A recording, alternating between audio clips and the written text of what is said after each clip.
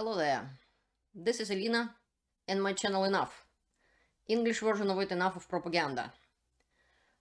Putin's new nuclear threat exposed. That's what we're going to talk about today. And also I'll show you Russian ballistic missile Sarmat attached to a car for some reason as a hello to Biden. So we'll have somewhat fun today. And also we will talk about why Putin keep making those nuclear threats, what is going on, and how to respond to it. So this is what we're gonna talk about today. Putin made a lot of nuclear threats in the past. So this is what he was talking recently about. У нас стратегия наша применения средств защиты, а именно как защиту мы рассматриваем оружие массового поражения, ядерное оружие. Она вся настроена вокруг так называемого ответно-встречного удара. He's talking about nuclear response as a defense. Unbelievable. How about as a defense not to start aggressive wars in Europe or anywhere in the world? How about being nice to other countries? How about diplomacy? I bet he never heard of such a word. Neither did his Minister of Foreign Affairs Lavrov. They don't know what diplomacy is. The only thing they understand is bullying, threats, and this is why Russia now in such a position as an international pariah, thanks to Putin. Even in January of this year, 2022, we didn't heard about nuclear threats. It was a thing of the past.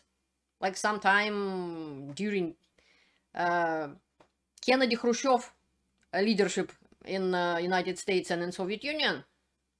Who would have think that we will come to the point, for no reason whatsoever, that nuclear threats became a thing of a present. There is nothing was going on to lead to nuclear threats in the world until Russia, Putin personally, started the war in Ukraine in 2014. NATO at the time was reducing its forces in Europe very significantly. Nothing was going on. Russia was even disappearing as a threat from the Hollywood movies. In the movies, Americans and Russians together were saving the world. And NATO planned to reduce its forces even more in 2015 and so on. And now in 2022, we're talking about nuclear wars? It's hard to believe, but it is true. Let's see what else Putin was trying to say. This is the previous video was from also Russian TV channel. This is a TV channel Rain I was talking about in my previous video. У Соединенных Штатов есть теория превентивного удара. Here Putin is talking about that United States, he loves United States to blame for everything. And yet Russia criticizing United States, blaming United States for everything, and yet Russia wants to be United States. That's the whole point of it. At some point I read a very interesting article about how Russia criticizing states, but in fact Russia wants to be United States. Putin criticizing United States for reason and without reason whatsoever most of the time, because not because, oh, they did a bad thing, it shouldn't be done, kind of finger wagging, don't do that, nobody should do it. It's because they are thinking absolutely falsely that United States doing bad things and getting away with it. And they want to be on the place of United States, again, without any reason whatsoever, since United States is the world leader, accepted by the world, and United States is one of the first economies in the world. Most of the time, the first economy in the world. Russia, less than 2% of world economy. Russia is a dictatorship country, ruling by dictator, everybody knows that, who using tactics of the thugs on the international arena. So there is no point for Russia, there is no point for world accepting Russia in any way as a world leader, let alone hardly accepting as an equal that kind of country. it's basically like we accept the monkeys of the zoo being our equal on international arena, and yet Russia is accepted as equal, even more than equal, because according to United Nations, Russia has a veto right, and Russia using it more than international world leader United States. How much more rights Russia can possibly have, and complaining that they're not accepted is ridiculous. So in this speech, Putin is saying that United States has a nuclear doctrine and they have a preemptive nuclear strike in their doctrine. Первое. Второе, они разрабатывают систему обезоруживающего удара. That was first, he's saying that. And then second is that they, he means United States, have a system of disarming nuclear strike. The idea of disarming nuclear strike. Что это такое? Это удар, нанесение удара с What is it? It's a strike современными высокотехнологичными средствами, by modern highly technological weapons, которые по пунктам управления, which supposed to, those strikes supposed to be hit the centers of decision making, the places where they control the weapons, weapon control locations. должен наноситься, лишать противника этих систем управления. To make sure that the opponent or enemy, which he says opponent, every time he says opponent, he means enemy. Putin's Russia doesn't have opponents. Putin's Russia has enemies, literally. So was USSR. I lived in USSR, I lived in Russia, and I know that personally. Also, like West doesn't consider Russia as an enemy. Russia and the USSR always considered West as an enemy. It never changed, never even in Gorbachev time. If you thought so, you're wrong. And Putin saying that opponent, every time he said opponent, he means an enemy. And the only way dealing with enemies, as Stalin says, if enemy isn't give up, he have to be eliminated, killed, destroyed, wiped off the planet. So this is what Putin's idea. И так далее. Если уж и говорить об этом обезоруживающем ударе, то, может быть, подумайте о том, чтобы взять на вооружение наработки наших американских партнеров и их идеи обеспечения своей безопасности. So, he's saying, if United States is thinking about disarming nuclear strikes and stuff, maybe we should learn from our American partners. He already called them partners. I don't know how much more from the enemy you can go, but it must be something worse. So maybe we should, Russia should take their idea and make our own research and make our own plans about disarming nuclear strikes. So this is a threat as it gets. So recently he also was saying that we are threatening and it's not a bluff. So this is another not a bluff, I presume. When he's saying that United States has to be, we should take, well, it's Americans' fault. They were the first who doing this. We just are defending ourselves, he's saying. We just should, by the way, he's saying that's what he mean. And his words literally mean, it's all fault of United States. Russia is so nice and great. But if United States doing it, it's first, okay. And second, now we're gonna do it too, but not because we are aggressive country who murdering Ukrainians for no reason in neighbor's country and started aggressive war, but no. We are doing it just because United States doing it and they are bad guys, but well, if they're doing it, so can we. That's what his idea. Мы просто думаем над этим. We're just thinking about it. We're not doing anything, we're just thinking about it. So this is his newest nuclear threat. And as we thought, he did a lot of them in the past. And why is that? What are we gonna talk about in this situation? Putin believes, or making Russians to believe, that they are not an aggressor, believe it or not. And Putin trying to say to Russians, that's what the lies he keep saying it. This is a channel of popular politics. I'll show you first what he's saying, and then we will see that special rocket. And while you're listening to it, look at his face. Look at his... this is I'm taking from Popular Politics channel. So look at Putin's face. Look what he's saying. Мерзавца. Сейчас много шума по поводу наших ударов по энергетической инфраструктуре соседней страны. Look at his smiley face with the champagne. He's just gently talking about right now there are lots of noise about our attacks of energy infrastructure of neighbors country. He doesn't even call Ukraine by the name Ukraine. Да, мы делаем это. Yes, we're doing it.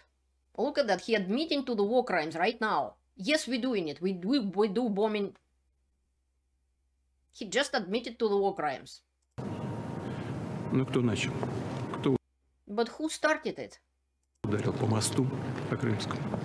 Who struck Crimean Bridge? Кто подорвал линии электропередач с атомной электростанции? Who's blown up the electric lines, power lines Курска. in Kursk? Кто не подает воду в Донецк? Who isn't giving water to Donetsk? Уже боится. So, basically, Putin is saying that Ukraine started first. This is one of the biggest lies ever. First of all, I have a whole video about it, who started the war in Ukraine. The war in Ukraine started Putin and Russia in 2014. Before that, nothing was happening there. There was no any freedom movements of anything. Neither Crimea, no self-proclaimed Donetsk and Lugansk republics ever wanted to separate from Ukraine. There is no proofs of any of this period. The war in Ukraine started by Russia. And I'll probably make a shorter video about it, but there are lots of facts and proofs. I'm not gonna spend time in this video about that.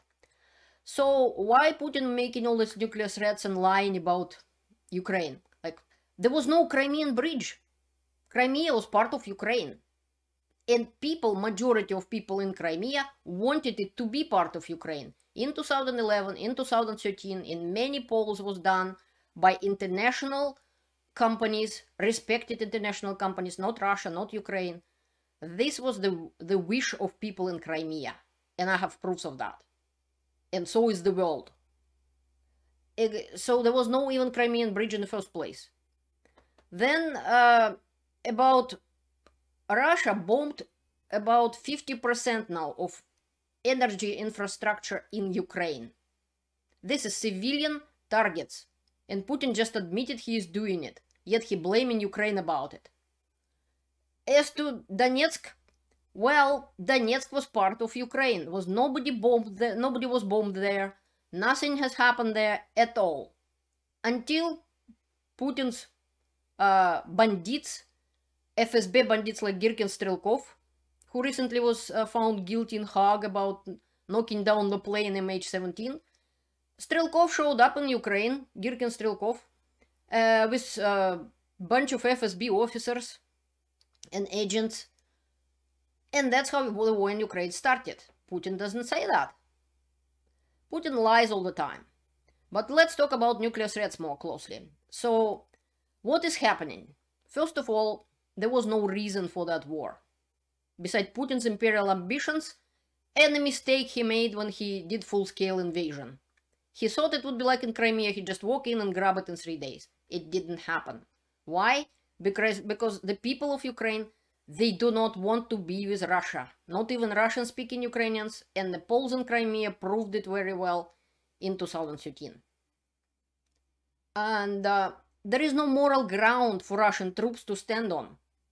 They don't know, they have no clue what they're fighting about. It's Putin's war. This channel, as I showed you before, it was Vladimir Zolkin. And he is interviewing captured Russian soldiers. And there are lots of them.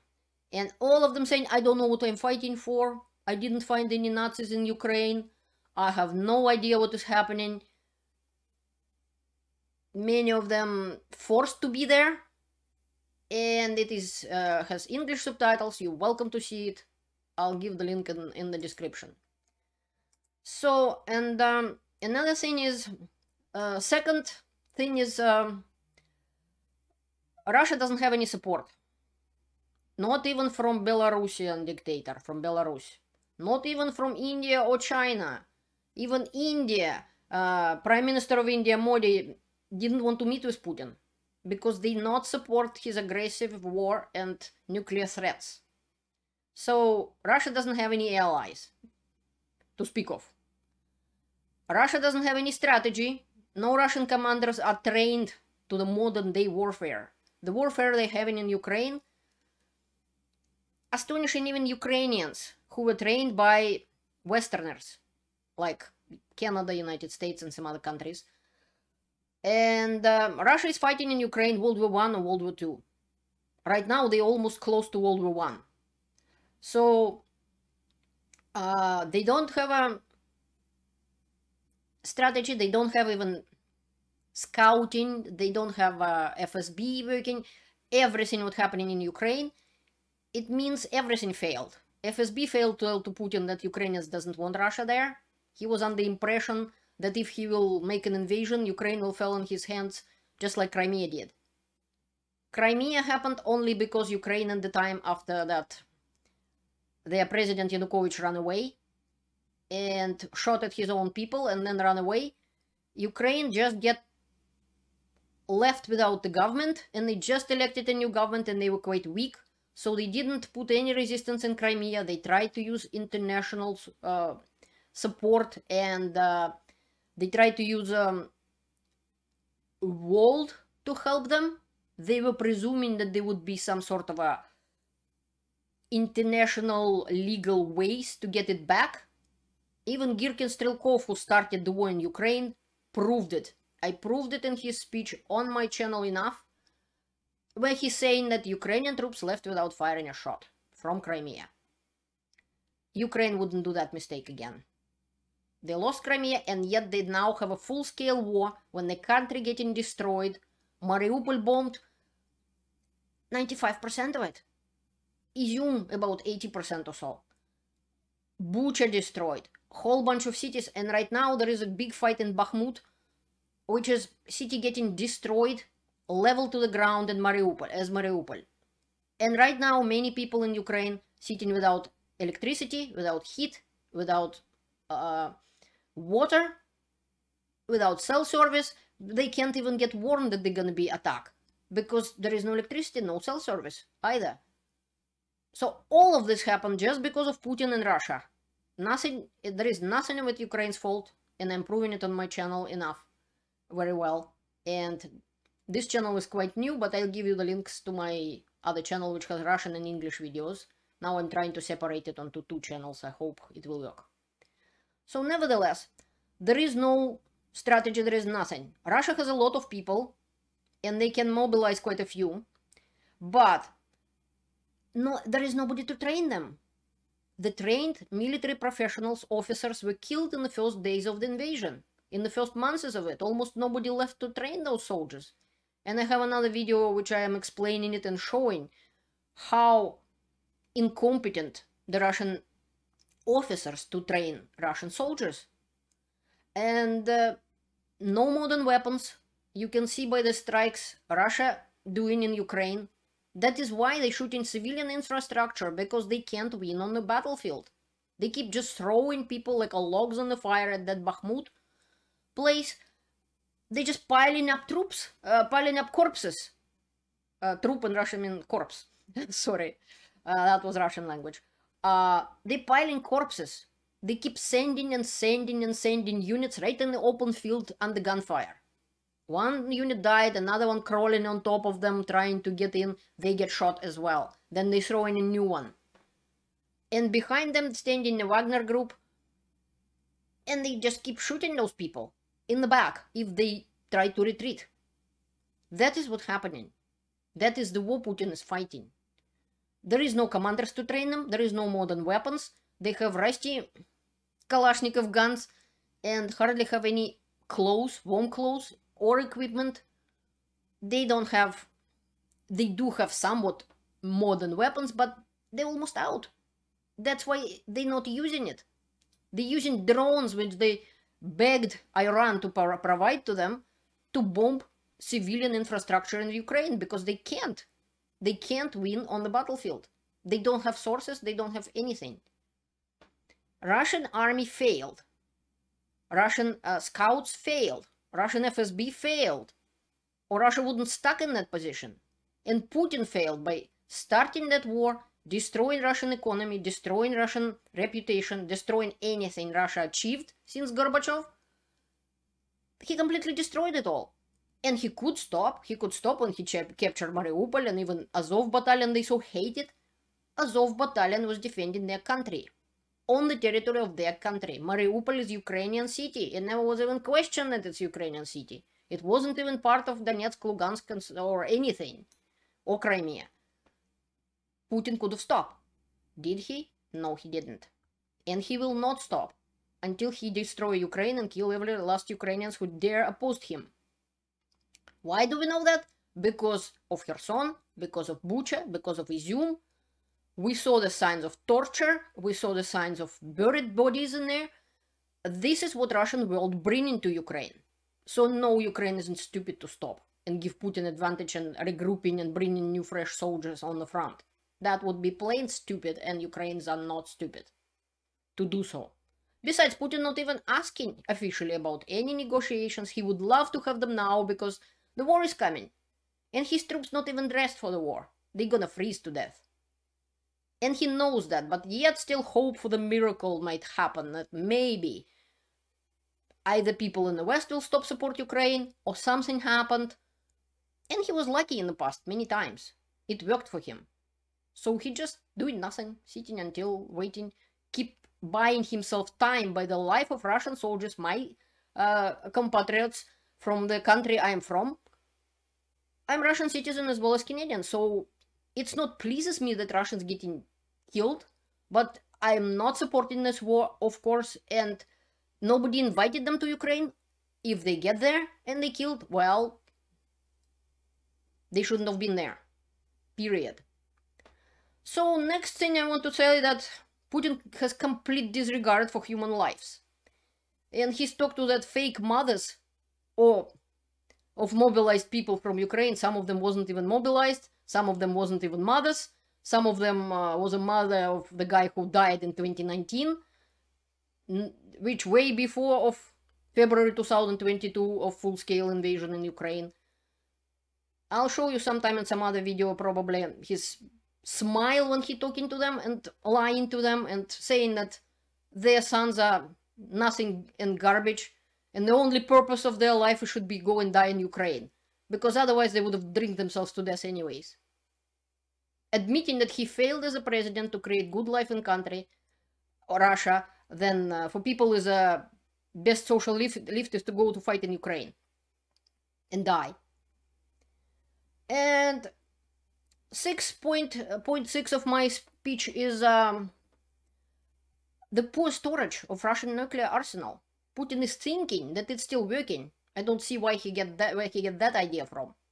Even in 1993 and 90s, when Western countries was helping Russia to look after nuclear arsenal, degraded that uranium and disarming, destroying and decomposing, decommission different things like nuclear submarines, which Russia just dumped Soviet nuclear submarines on the shore of the, and it was decomposing and it was contaminating the waters and world ocean that much.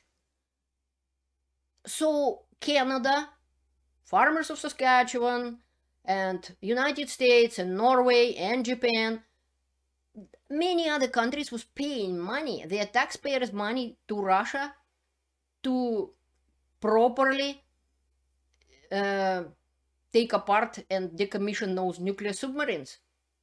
We were cleaning Russian nuclear garbage, and which I was writing in my book in 2017 about it. Also, someday I maybe will make a video about the Andreev Bay nuclear disaster, when 700,000 tons of nuclear highly contaminated water was dumped in the Barents Sea and in the world ocean, basically.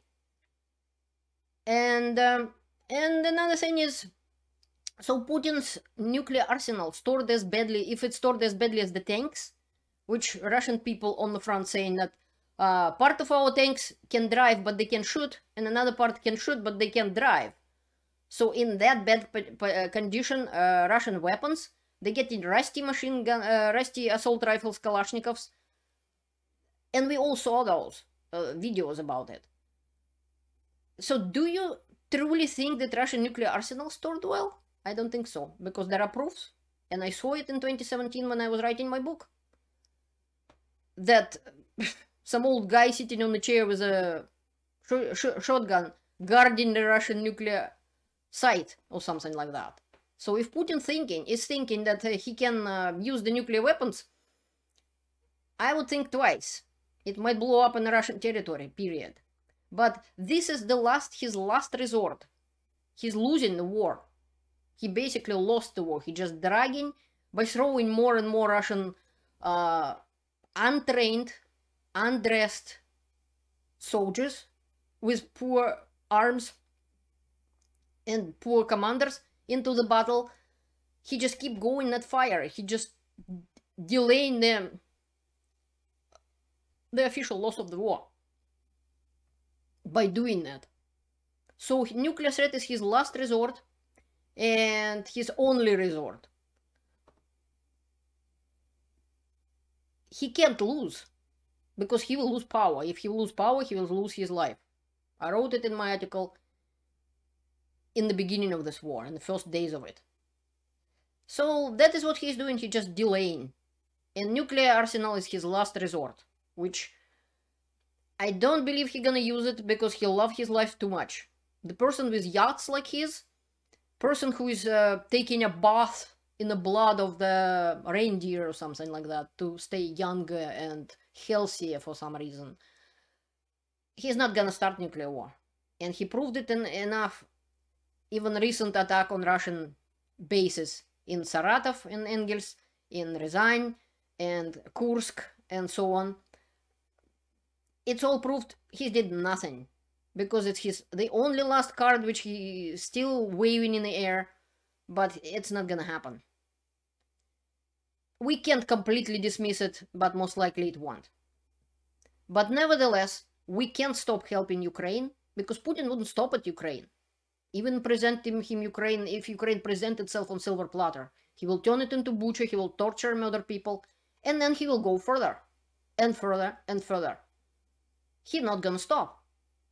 The only chance to stop him if Ukraine win this war, and by win I mean completely get rid of Russian troops on Ukrainian soil. Include Crimea and include those so-called self-proclaimed republics, and of course those newly annexed territories. Whole Ukraine should be completely clear from Russian troops. And this will mean the end of Putin, because Russians don't like losers, and Putin will be, it would be the end of him. And hopefully the next leader of Russia would be smarter, and the next point would be making Russia more democratic, which I doubt, to be honest. But we will see. And right now I seen some information from quite reliable sources that Putin is looking for an escape route to run away to Venezuela or somewhere there from Russia. And he should have, because his days are numbered. Period. And here is a mighty Russian rocket Sarmat, attached to Sarmat mobile. It said on the rocket to Washington. С вами Sarmat mobile. And this said Sarmat mobile. Sarmat car. Изделие РС-28. На Вашингтон. Байдену привет. And this man saying that the rocket is to Washington as hello to Biden. Well, this is accurate representation of Russian army. This is what it looks like. It's a disaster attached to disastrous car He can't even make to Washington in his car, let alone on his rocket. So no point to be afraid of Putin's nuclear threats. That's the only resort Putin has, because he lost the war and keeps throwing people into the fire to die, just because he just sitting in his bunker and hope that some miracle gonna happen and he not gonna lose, which it not gonna happen. That is why we will keep supporting Ukraine, and the Western countries doing a lot already, and they will give Ukraine more weapons, also I hope, and long-range weapons and defensive weapons as anti-missiles and so on.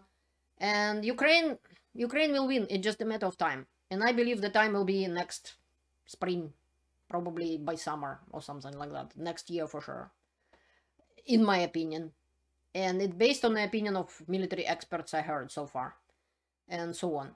So thank you for watching my video, and please support me and subscribe and spread out the word of truth by sharing my video. Thank you for your support, and have a great day. See you later.